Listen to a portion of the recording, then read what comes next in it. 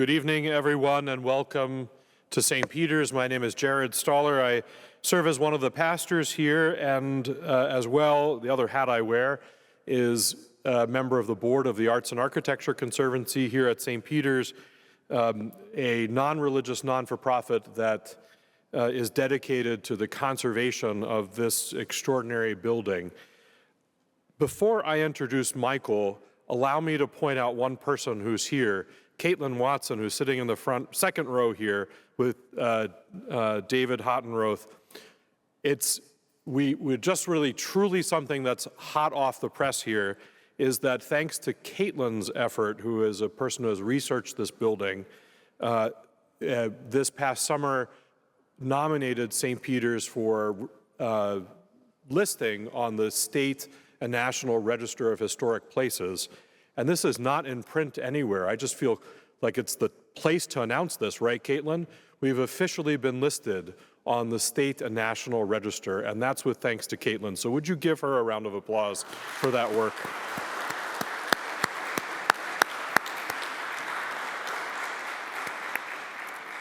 It's an extraordinary building, and we have an extraordinary story ahead of us. It's a great gift to have Michael Greenburg with us. Michael is a practicing attorney engaged in private law practice since 1984 and is licensed before the Massachusetts Bar, the Federal District Court for the District of Massachusetts, and the United States Supreme Court. We've got a couple of cases for you to take to the Supreme Court if you'd like.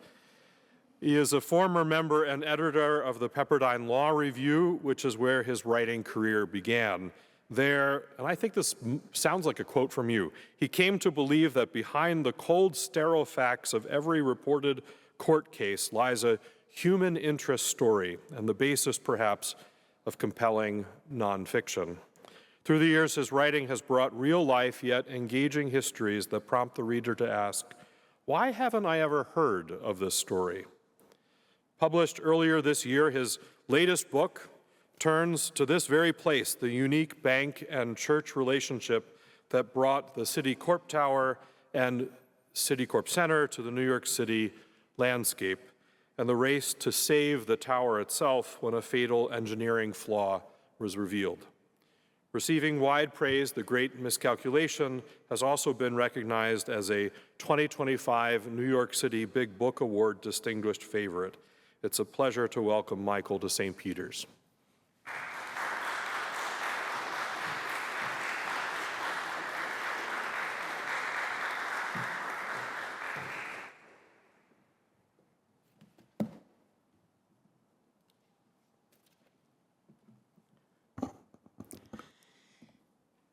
In the quiet of his Sebago Lake summer retreat, William LeMessurier soberly contemplates suicide. The structural engineer who is celebrated amongst his peers has performed a meticulous, floor-by-floor, brace-by-brace analysis of the Manhattan skyscraper that bears his signature design, a design that he now believes is gravely flawed. His focus centers on the 30th story, where he suspects the bracing joints are most vulnerable to extreme winds. If those joints fail, so too will the rest of the tower. He nervously calculates the probability of a storm in New York strong enough to cause the bolts holding the 30th floor joints to stress to point of fracture. Through careful examination of weather records, he determines to his dismay that a 16-year storm could cause a catastrophic failure, a 1 in 16 chance.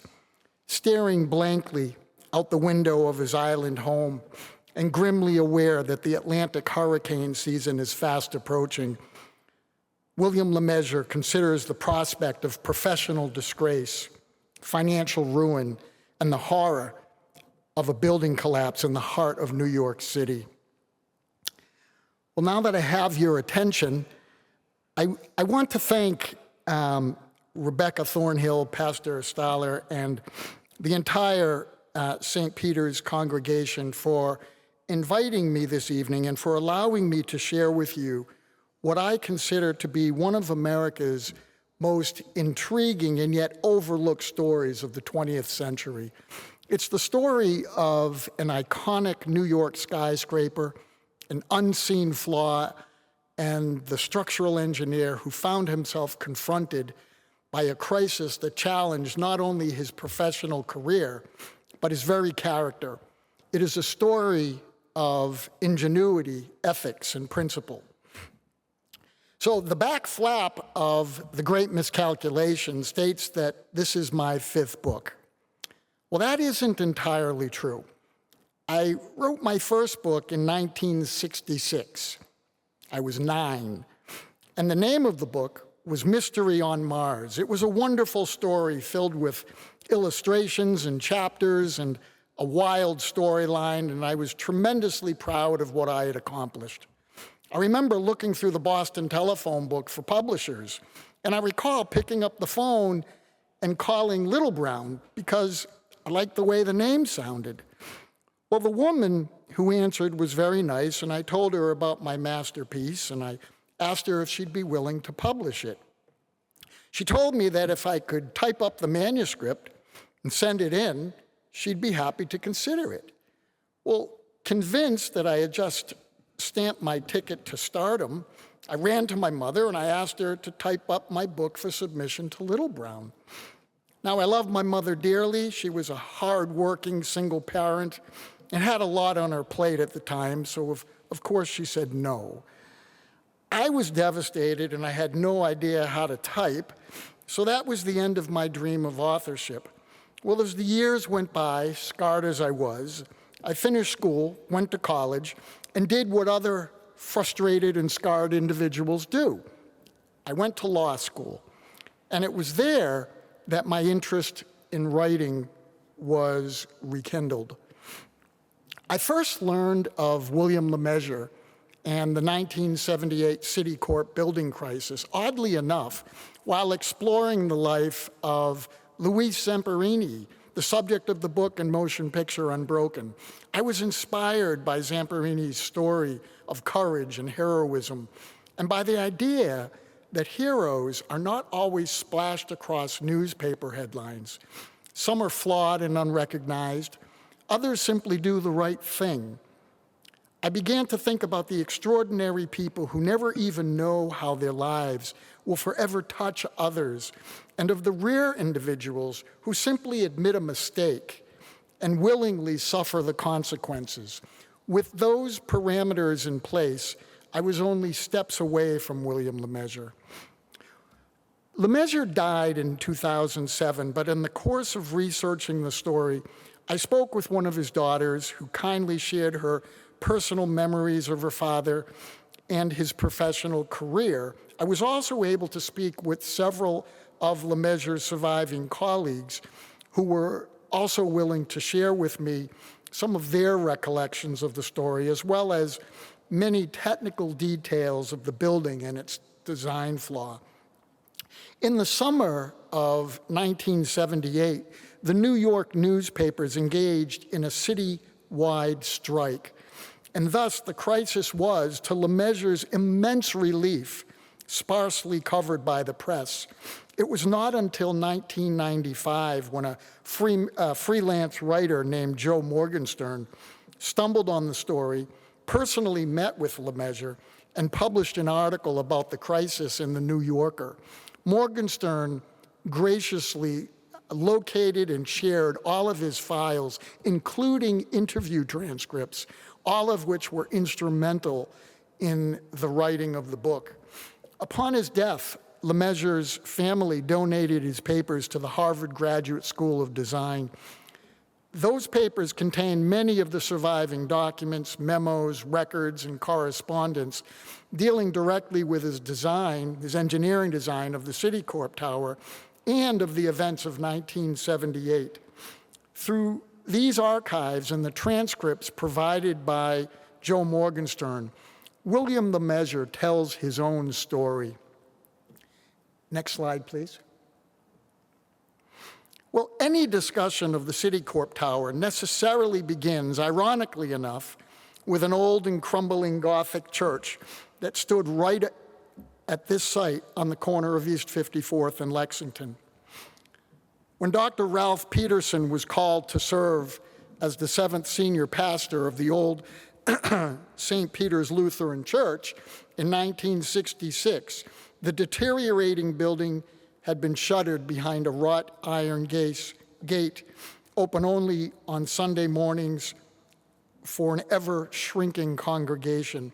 The astute and forward-thinking 42-year-old Minnesotan, however, brought an advanced degree from Harvard and a brash vision of growth and identity to his new home. Through his work at the National Council of Churches in the early 1960s, Peterson embraced the notion that religion must be part of contemporary culture, including music and, of course, jazz. His new ministry, he said, would provide a God-given opportunity to create in Midtown Manhattan a vibrant and dynamic locale in which to reopen the dialogue between church and the arts. Well, rather than leave the city, as many other churches had done, Peterson recognized the value of the church's land and the need for a spiritual presence in Midtown Manhattan. When he learned in the late 1960s that a real estate brokerage firm had begun assemblage of the city block for an undisclosed project and for an undisclosed client, he immediately recognized that the value of the church property was about to skyrocket. Despite numerous overtures to sell the property and move on, Peterson held fast to his urban vision for St. Peter's.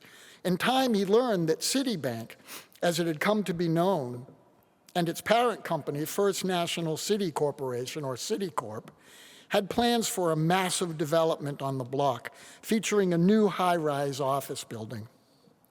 Peterson insisted that St. Peter's was not going to move, and that any new development plans on the block must accommodate the church in its present location. Well, after a lengthy and painstaking negotiation, it frankly took years to complete, it was finally agreed that the old Gothic building would be demolished, and in its place, a new and structurally distinct church would be constructed on the same spot. In creative fashion, a plan was developed for the church to sell its land to Citicorp at a price of $9 million. The bank would then creatively convert the entire block into one large condominium and sell the corner back to the church as a separate condominium unit. Since St. Peter's real estate clout was equal to its moral clout, wrote the New York Times, a little arm twisting might have been involved.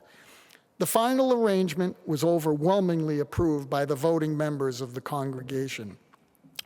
In keeping with Peterson's vision of an architecturally independent building, physically separate from the skyscraper, it was stipulated that the airspace above approximately 2/3 of the footprint of the new church would remain open, and that no element of the bank's new tower would encroach upon or interfere with the church building below.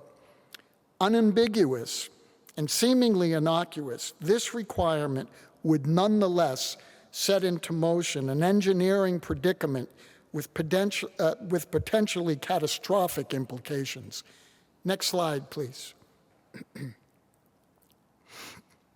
With the basic site constraints in place, development of the Citicorp Center design phase began.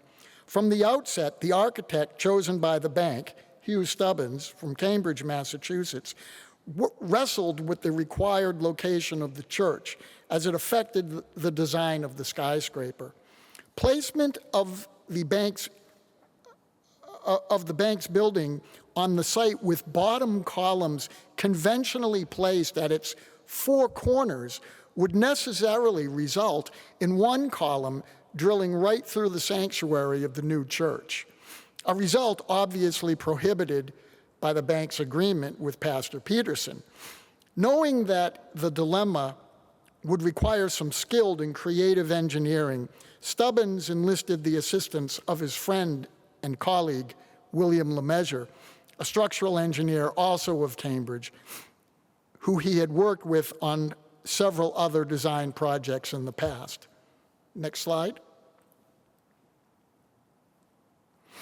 Discussing the details of the Citicorp project over lunch one afternoon, the two men considered various possibilities, but ultimately decided that a cantilever of one corner of the building over the church could resolve the problem. As they talked further, Stubbins suggested, well, if they could cantilever one corner, why not two, or three, or all four? To accomplish this, they recognized that the bottom support columns of the skyscraper would have to be massive and multiple stories in height.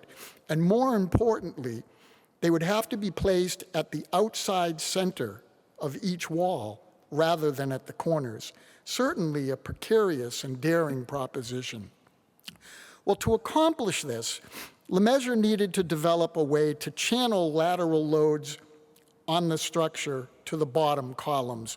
He began devising a rudimentary bracing system consisting of a series of structurally independent V-shaped chevrons, each multiple stories in height and intersected by mass columns vertically extending the full length of each side of the proposed tower to the base. He famously drew his concept on a napkin as he lunched with Hugh Stubbins. Next slide. Through this distinctive use of supermodules, as he called them, he insisted that wind and gravity loads could be gathered in increments and guided down via diagonal compression through the base truss and distributed to the main columns below.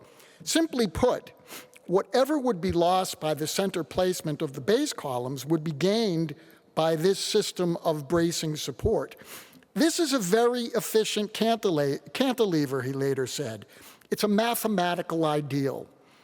Well, to this innovative and lightweight design, Lemessurier incorporated a first-of-its-kind tuned mass damper at the top of the tower, a 29-foot square, 8-foot thick, 400-ton yellow block of concrete set on a thin bed of oil designed to shift in counterbalance to the sway of the building.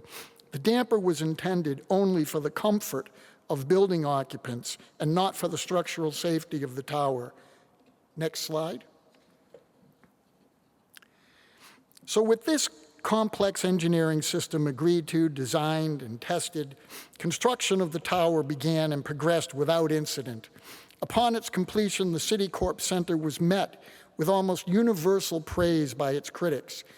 On October 12, 1977, at the dedication of the Citicorp Center, with Governor Hugh Carey and Mayor Abraham Beame in attendance, Hugh Stubbins called his creation a skyscraper for the people. The Citicorp Tower was perhaps Lemessurier's crowning achievement and became a catalyst for his career. His novel wind bracing system and innovative application of damping technology earned him international acclaim, and in February of 1978, he was inducted into the National Academy of Engineering, one of the highest honors bestowed in his profession. Next slide.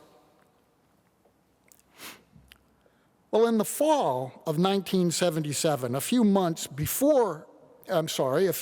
after dedication of the Citicorp Tower, a Princeton University undergraduate engineering student by the name of Diane Hartley began work on her senior thesis. Under the direction of her supervisor, Hartley undertook a detailed study of the scientific, social, and symbolic meanings of the new Citicorp Center in New York City. It was a daunting task that would take her on a ponderous journey. The final thesis included a detailed history not only of Citicorp Center, but of skyscrapers as an American institution. It encompassed 460 pages with 440 endnotes, 96 detailed plates, and 29 mostly hand-drawn technical figures in 2 leather-bound volumes. It was an extraordinary document. Next slide. Well, as part of her work, Hartley had reached out to Lemaisure's office in Cambridge, who immediately directed her to their engineering team in New York City. This was in a day when nefarious motives such as terrorism and sabotage weren't immediately suspected. And so Lemaisure's New York engineers spoke openly with Diane Hartley about the engineering of the tower and happily shared with her copies of the plans and calculations upon which its construction was based. By mid-March, with the deadline for her thesis already extended, Hartley turned to the final critical phase of her analysis, testing the wind resistance of the Citicorp tower.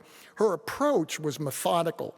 She broke down the expected design stresses of the building and compared them to the actual calculations provided by Lemaisure's engineers. She began with the basics: the weight of the tower, its density, and its ability to withstand static and dynamic wind pressures at different heights. When she compared her calculations to the design stresses, her numbers aligned closely with those of the New York engineers. But there was one key assumption in those calculations.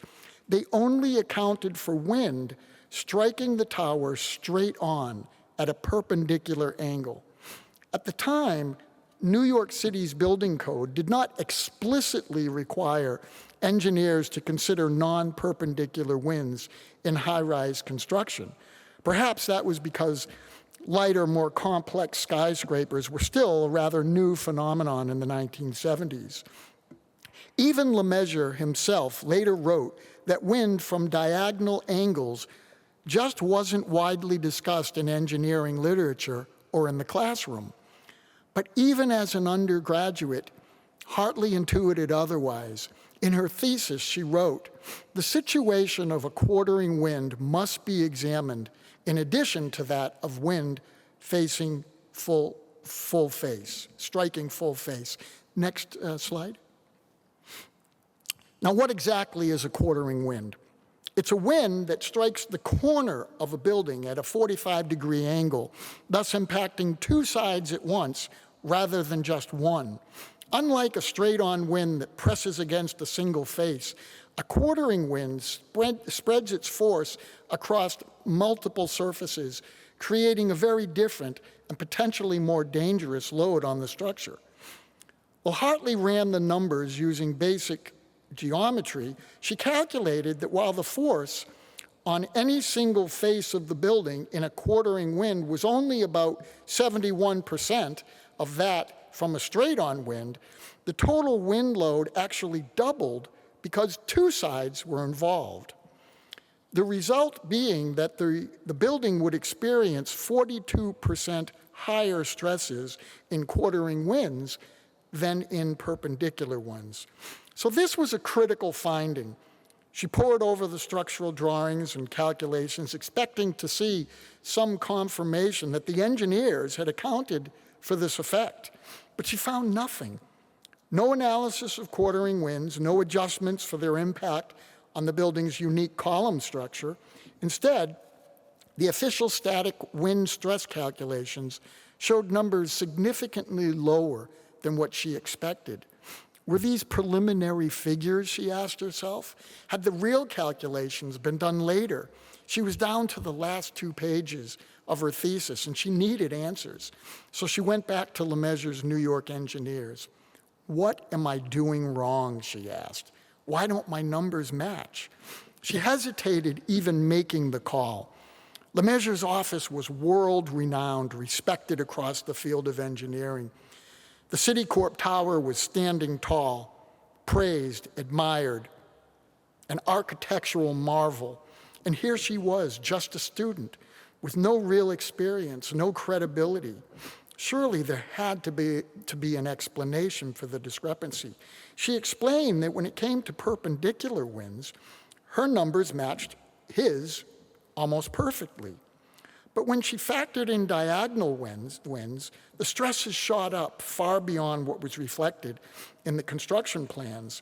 What concerned her most was the odd placement of the building's main columns and their potential vulnerability to quartering winds. Nervously, she asked Lemaisure's engineer if maybe she had overlooked something. Well, the engineer calmly explained that she had nothing to worry about. Far from being a weakness, he told her, the tower's column placement actually made it more resilient in quartering winds. He described how in a conventional design where the columns are at the corners, only one column bears the brunt of a quartering wind, while another absorbs compression. The remaining two simply act as pivots. But Citicorp's columns weren't at the corners. They were set in from the edges. That meant two legs were working in tension and two in compression, creating a more balanced, efficient system for resisting those diagonal forces. Yes, he acknowledged quartering winds do increase the load, but because of the tower's unique design, that load was better distributed. It simply wasn't a critical factor in evaluating the building's structural integrity. Hartley was still a bit perplexed, but also very relieved. She just wanted to finish her thesis, graduate, and move on with her life. So she accepted the engineer's explanation without argument. Well, as it turned out, Diane Hartley was right to this degree. Quartering winds do create more variable stress levels on parts of the tower than perpendicular winds, but the placement and strength of the columns themselves was not the real problem. As designed, those columns could withstand winds from any direction. However, the Citicorp engineering team had failed to fully analyze the impact of quartering winds on every structural component of the tower. Unbeknownst to Hartley, to LeMessurier, or to anyone else at the time, the building still harbored a hidden vulnerability to quartering winds, a subtle, overlooked feature that under the right conditions could cause wind forces to amplify in a way that no one had predicted.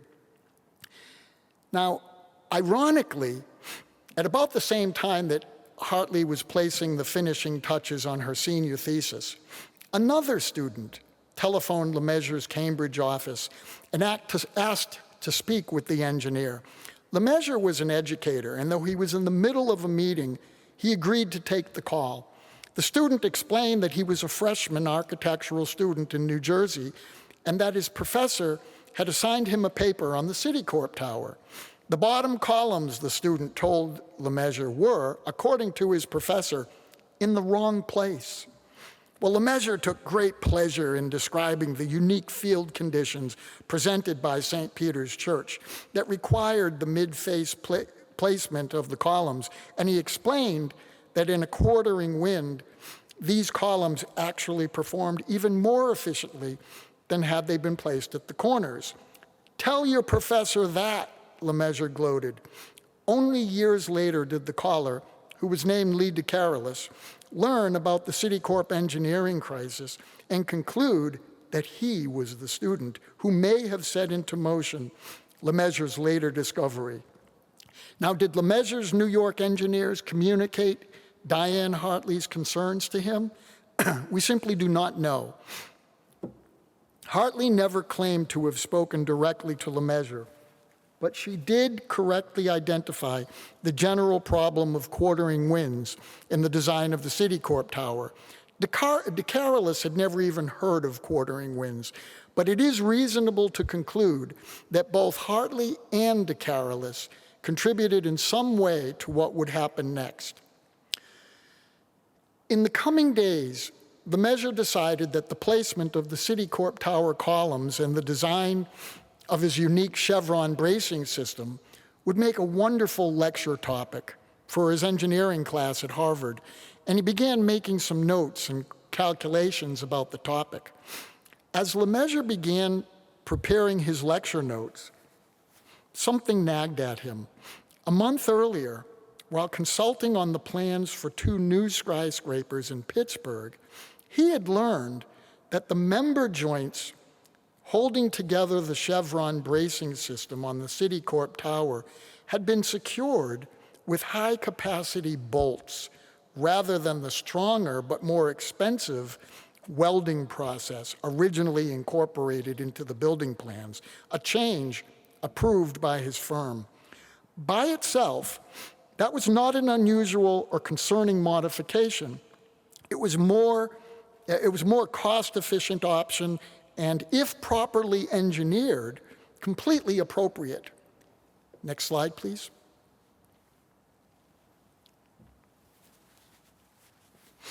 Well, as Lemessurier dug deeper into his calculations, however, he discovered what he later called some very peculiar behavior in his wind bracing system.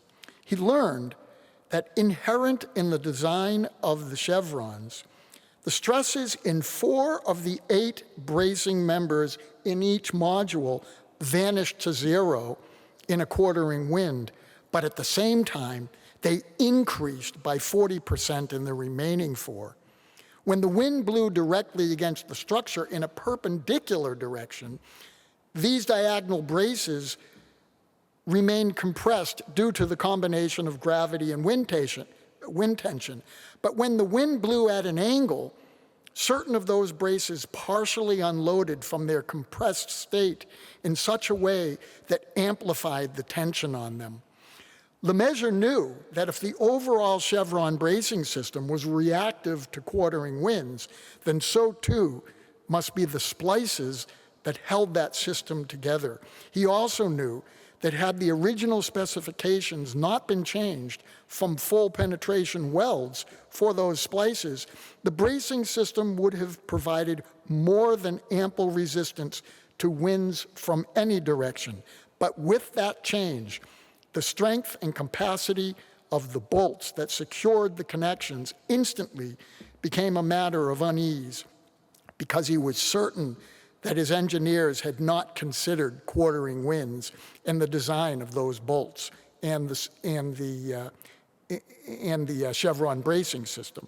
He insisted that New York code only required consideration of perpendicular winds, and that analysis of diagonal winds was simply not part of the custom and practice of high-rise building design at the time. Though not yet in a panic, Lemessurier immediately went down to his New York office and reviewed all the shop drawings and calculations for the Citicorp bracing system.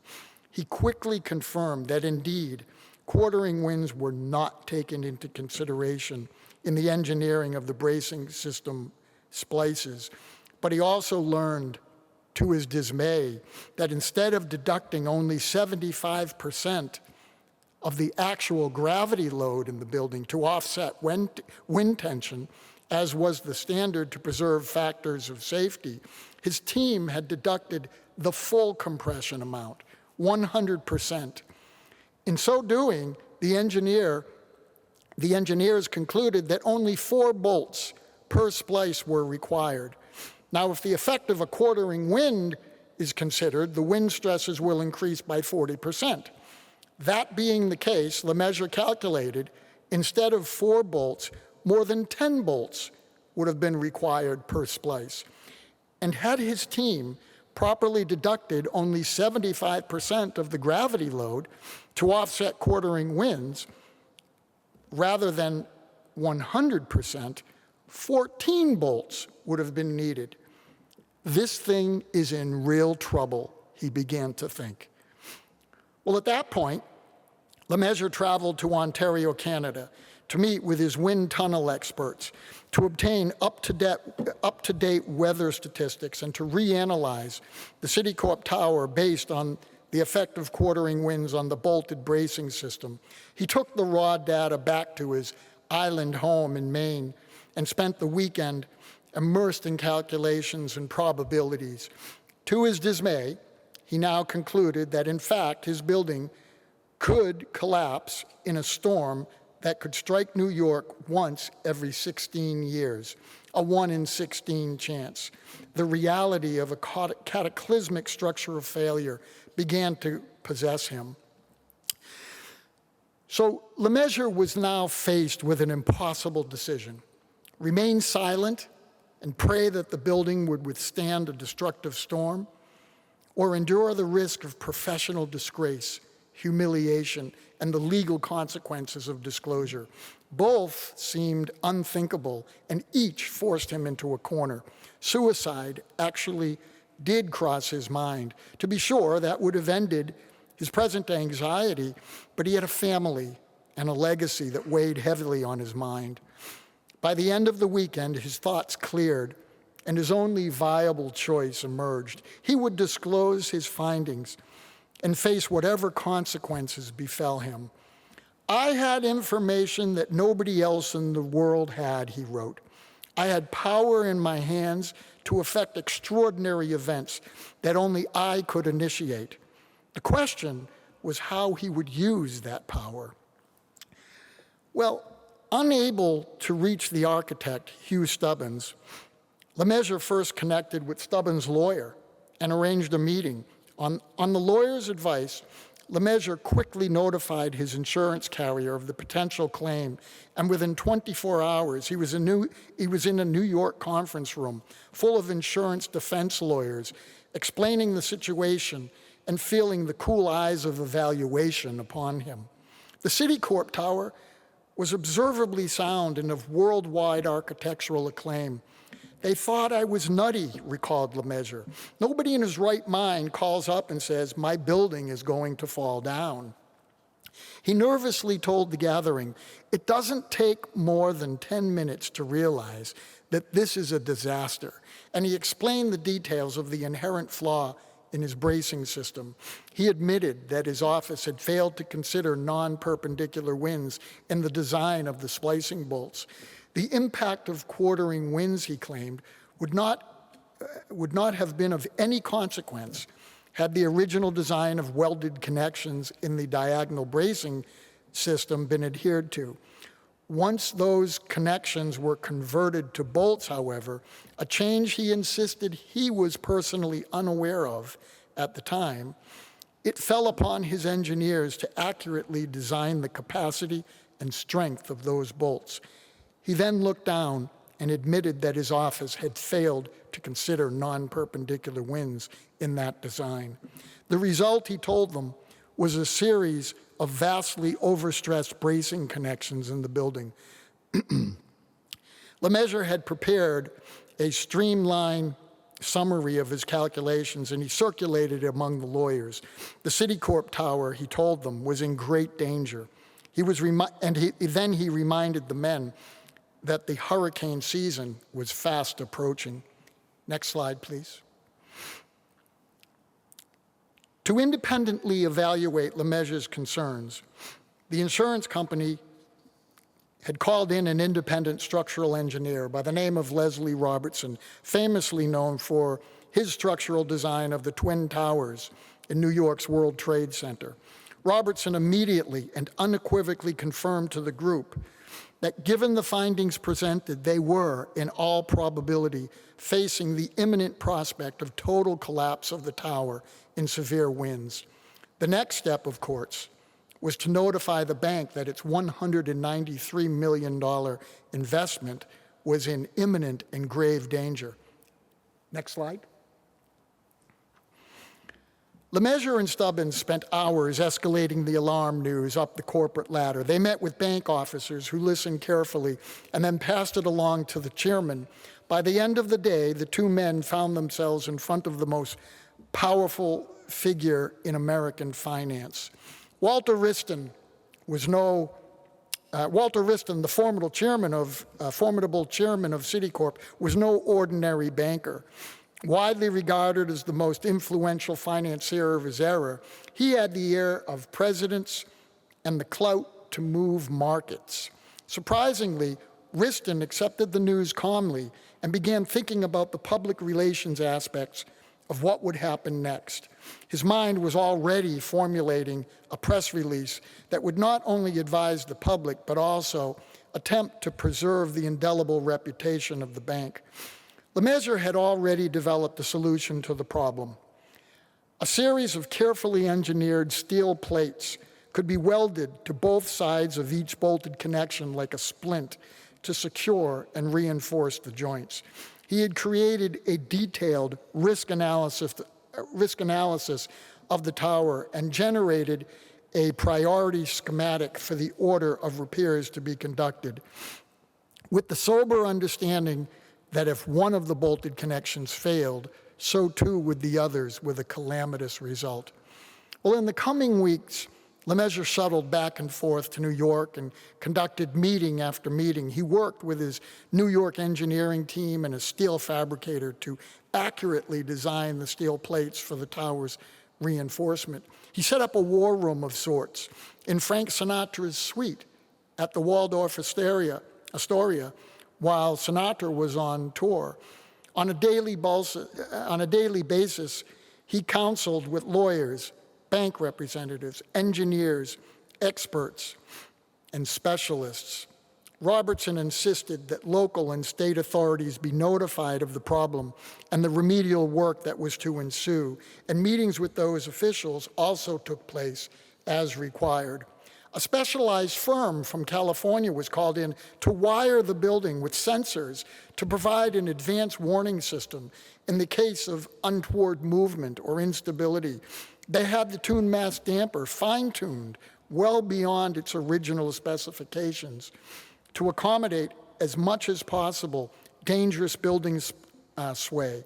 And they added an emergency backup generator to be activated in the event of power loss.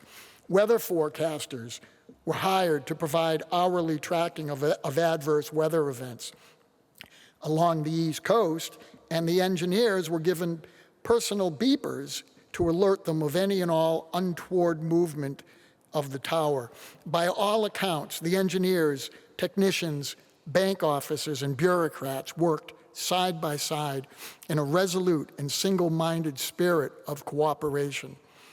Well, to LeMessurier's chagrin, however, an emergency evacuation plan was also developed by the bank with Les Robertson's assistance to be implemented by the Red Cross and local authorities that would, if activated, displace thousands of occupants, patrons, and neighbors from the area and provide aid and shelter as required. It was the step that LeMessurier feared would end his career. It was agreed that the remedial work was to be conducted during the evening hours in order to minimize the disruption to the tenants in the building. Total secrecy was obviously impossible, but everyone involved did their best to downplay what was clearly a dangerous situation. A guarded and carefully calibrated public statement created and approved by Walter Wriston and the engineering team claimed that the purpose of the work was to strengthen the building as a matter of prudence in light of some new weather statistics rather than necessity. The objective was to reinforce the building as secretly as possible without panic or concern about the safety of the structure. LeMessurier later said, "We had to cook up a line of bull, and white lies at this point are entirely moral." The Citicorp press release seemed only to heighten media scrutiny rather than to allay it. One evening, however, LeMessurier returned to his hotel room and was informed that a reporter from the New York Times had called. Filled with dread, he vacillated on what to do. Just after 6 p.m., he picked up the phone and dialed the reporter's number at the Times. The call was answered by a recording stating that the New York Times had just gone out on strike. In point of fact, and to LeMessurier's enormous relief, every major newspaper in New York had joined the pressmen's strike. It would last through October. LeMessurier later said, "If the newspapers hadn't been on strike, I dread to think what would have happened. It would have been pure hell." It was, he said, the greatest thing that ever happened. The work to save the Citicorp Tower continued throughout the entire summer of 1978, in the dead of night, in the absence of the watchful eyes of the New York press. With each corrective weld, the building was strengthened, and as the summer progressed, LeMessurier began to breathe somewhat easier. And then the weather changed. Next slide, please. As the team pushed through the final days of August, another force was gathering deep in the central North Atlantic. On August 28th, satellite imagery showed a cyclonic churning of low cloud elements about 480 nautical miles southeast of Bermuda. 36 hours later, it was a tropical depression, and it was heading west-northwest. When word of the storm reached the engineers, the team ramped up into full disaster readiness. Labor Day weekend was approaching, and the city was humming. By 6:30 a.m. on August 30th, the engineering team had already assembled at the Waldorf Command Center. They were deep into evaluating possible evacuation scenarios. Welding work was still underway. As LeMessurier admitted, we weren't quite ready. That evening, the storm was given a name, Tropical Storm Ella, the fifth named storm of the 1978 hurricane season. By 9 p.m., the National Weather Service issued a warning in all caps. Satellite pictures indicate Ella is continuing to strengthen and could be a hurricane within 24 hours. They weren't wrong. Flight reconnaissance confirmed it. Ship reports echoed it. By the night of August 31st, Ella had become a hurricane heading toward the coast of North Carolina. LeMessurier wasn't waiting to see if it would turn north toward New York. That possibility was obvious and terrifying. His jaw was throbbing. He was suffering with an impacted molar, aggravated by the ongoing stress. But the meetings had to go on. He sat with his team and with executives from the bank, evaluated the building's readiness. The question on everyone's mind, could the tower survive a direct hit from Ella? If the tuned mass damper performed as enhanced, and LeMessurier believed it could, the tower could withstand a 200-year storm at that moment. What kept him awake was a storm entering through the Narrows, its eye just west of Manhattan, hurling southeast winds directly at the tower. Ella, he feared, could be that storm. By Friday afternoon, September 1st, the storm was packing winds over 125 miles per hour, and the barometric pressure had dropped to 959 millibars. Robertson's private meteorologist updated the engineers nearly every hour. As Ella roared toward the Outer Banks, it began to track northward, up the East Coast, and toward New York. Everyone was sweating blood, LeMessurier later said. But then, on Saturday, September 2nd, a ridge of high pressure settled over the Northeast, swiftly veering Ella north and away from the coast. It would go on to slam the Canadian Maritimes with winds of 140 miles per hour, the strongest storm to ever hit those waters. Next slide. Well, by the end of the summer, work on the tower was complete. LeMessurier insisted that it could now withstand a 1 in 1,000 year storm, as strong and impervious as any high-rise building in the world. As Joan Morgenstern wrote in his 1995 New Yorker piece about the Citicorp drama, the crisis produced heroes, but no villains. William LeMessurier's actions are remembered, not only for his innovative and cerebral approaches under unspeakable stress, but also as a refreshing example of professional ethics and integrity in the engineering industry and beyond. He did have his detractors. After all, he had failed to properly oversee the engineering details of his building during its design, leaving all of that to his New York team, and he had engaged in a conspiracy of secrecy as to the real reason for the corrective work. Wouldn't you have wanted to know the truth before you entered that building in 1978? Nevertheless, LeMessurier is almost universally revered for confronting the crisis at great risk to himself. As one commentator wrote, it may be LeMessurier's destiny to be known for the error he confessed, rather than for the skyscrapers he designed. At no time in his professional life has LeMessurier ever been better respected. Well, today, 601 Lexington still stands as a silent testament to an engineer's courage and a lesson to all of us about the power of integrity. We live in a world built on invisible trust, bridges, buildings, planes. This story reminds us how fragile that trust can be. Thank you very much.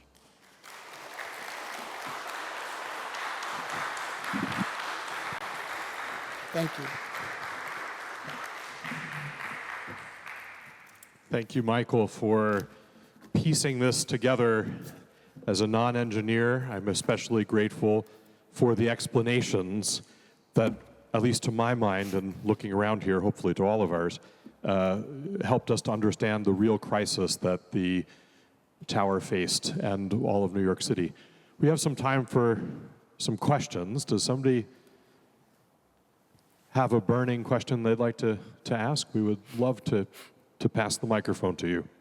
Please.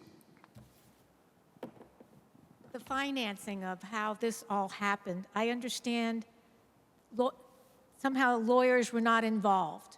And I'd love to hear your comments about that. So that's not entirely true. Everybody lawyered up. There was no litigation. The negotiation went on for quite some time, a matter of years. It took a long time for the bank to accumulate all of its alleged losses, its damages, and there was a lot of negotiation back and forth, and certainly LeMessurier and the other principals wanted to work within the insurance coverage that they had, their liability insurance coverage. So they were, LeMessurier actually was dealing with some of the bank's officers in negotiating a settlement, and he got permission to do that on his own, without lawyers, and he asked the bank to do the same when it came time to negotiate the actual numbers. And they were successful, and they were able to, it was just over $4 million was the settlement. And they did that without acrimony. They did it, well, there was some acrimony, but they did it certainly without litigation. Can you imagine that happening today? No, probably not. Says a lawyer. Yeah, yeah, really. Love them. Other question, please. My understanding is that liability laws vary from state to state. For instance, in some states, let's say as an engineer, the test would be, what would a reasonable engineer perceive as my design? And if a reasonable engineer thought my calculations were good enough, then that could cover me. Places like California, as I understand, the test is, what would a reasonable consumer expect? Okay, now, so a consumer has different expectations. In the state of New York, what is the law? You're a lawyer, so I assume you know that. You probably know this right off. What is the state of affairs in New York? You know, the reasonable man standard is generally used, with the variations that you describe. The problem in this case was what was reasonable in the design of this building. LeMessurier maintained, and he was right, that it was not the standard in the industry to consider, at the time, quartering winds. The code was very ambiguous, and it was very difficult to read. So the code sets out the minimum standard, right? And your question reminds me of the tragedy of the Hyatt Regency collapse in Kansas City. And while there were criminal prosecutions, but nobody was convicted. The engineers litigated the loss of their licenses. And the appeals court found that the duty of care to an engineer rises in proportion to the prospects of harm or the possibility of harm. So the standard is variable, it changes, and it is a state-to-state question, but it's too basic of a question, because in this case, who knows what was the standard of care? The standard of care in this case resulted in a tower with terrible flaws. So what's the standard? Fortunately, it wasn't litigated, or unfortunately. We just don't know. We have time for one more question. Dave, please. Yeah, so given the publicity about this coming out later on, how many buildings have been built with that structure, with having the supports in the middle of each of the four sides? Did that stop anybody else from doing the same sort of thing, or? No, there was nothing wrong with that design. Nothing at all wrong with that design. As I had said, if they had adhered to the original plans for full penetration welds, there would have been no problem with that. And even the change to the bolts, to the bolted connections, that was a reasonable change. It was a cost-saving measure. Bank could save some money. But the problem was those splices had to be engineered properly. So there's where the problem was. The center, much is said about the columns. And yes, that produced the conditions that led to this problem. But the columns are fine. They have beefed up the columns, but not because of that. After 9/11, they beefed up at least one of them. But the columns themselves were designed properly. And I'm not an engineer either. I have sat with too many